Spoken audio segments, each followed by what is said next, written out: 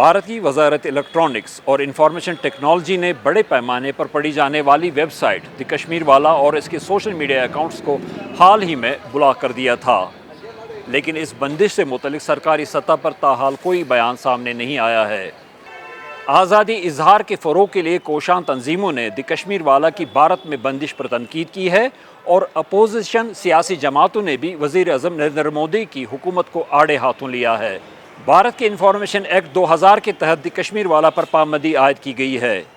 اس act کا بنیادی مقصد ملک میں ای کامرس سائٹس کے ذریعے سائبر کرائم کے ارتکاب کو روکنا ہے۔ 5 اگست 2019 کو بھارتی حکومت کی جانب سے جموں کشمیر کی آئینی نیم خود مختاری کو منسوخ کیے جانے کے بعد پہلی مرتبہ کسی نیوز پبلیکیشن پر پابندی لگا دی گئی ہے۔ بعض عہدیداروں نے نام ظاہر نہ کرنے کی شرط پر بتایا ہے کہ دی کشمیر والا بھارت مخالف پروپیگنڈے میں ملوث ہے اور اس ادارے کو چلانے کے لیے غیر قانونی طور پر رقم حاصل کی جاتی تھی۔